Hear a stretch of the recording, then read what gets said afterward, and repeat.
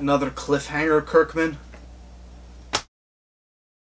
Alright guys, welcome back. Last we seen, our survivors were hopelessly locked in a train car. Everyone has been asking, how do they get out? Well, I now know. They bust out of the train car and they run off into the woods. No doubt using Eugene's genius and harnessing the powers of the mullet. Let's talk. At first when I saw this picture, I thought Carl had snuck out, got the guns, and brought them back, or all of them snuck out, because why would Rick send Carl out alone? What is this? What is that? Why would Rick send Carl out alone, being so dangerous? So I don't see him doing that. But then I decided to put on my filmmaker's cap and look at it with a semi-professional mind, even though I'm not even close to being a professional filmmaker. Not even close. Once I did that, I realized that that hole in the train car more than likely is only for the cameraman to be able to get a good angle in a tight spot. How do they get out? I don't know, but I have a clue or two. Do these. What? Two. Because you have one and I have one. Oh, thank you very much. This is mine. Let me guess.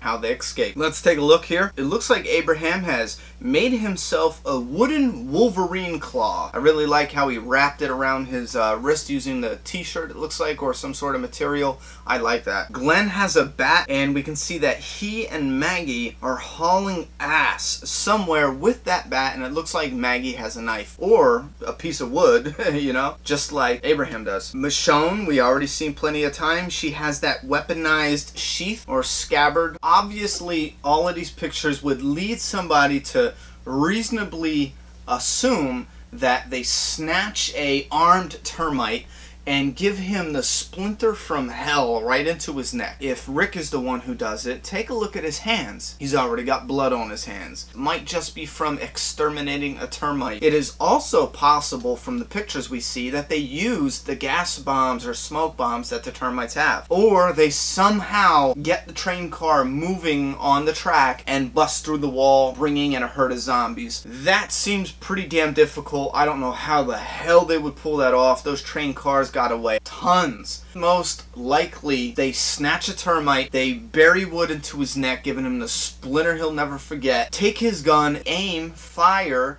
and hit a gas tank that would be straight ahead that would explode. And if you noticed before, we saw Mary and a couple termites keeping walkers off the fence. Maybe there was a herd coming through, and this would explain fighting off zombies as they're escaping, because it would blow out the fence, walkers would get in, and maybe even the explosion kills Mary. That would be pretty cool. As an up-and-coming screenwriter, I would write something like that. That seems like a really good story. I mean, it's quick, it's explosive, it doesn't give the audience time to absorb what's going on, and this would help to explain the smoke and fighting off the zombies. And then the gang would obviously escape through the open train car. Here, Daryl looks worried. We can see Michonne, Rick is in the picture. They are seemingly going from the tall, solid fence to a more open chain link fence. Daryl and Bob must trade off with this blade that they each have here in different pictures. So this might just be a very frenzied escape. Now, we gotta explore the possibility that Tyrese might just be protecting Judith in this cabin, and Walker Carroll somehow, amazingly, with balls the size of watermelons, leads a herd of walkers, a legion of walkers, right to the front door of Terminus and just lets them in somehow. Because in this picture here, see Carol? Look at that zombie. Now, check out Carol. Nope. Now, check out in Terminus. Look at that zombie. Looks like the same zombie that was next to Carol doing her thing. Now, remember the hole in the train car? Stick with me, because this is mind-blowing. The hole in a train car, it might just be so they can film in a tight spot. Check out this from the trailer.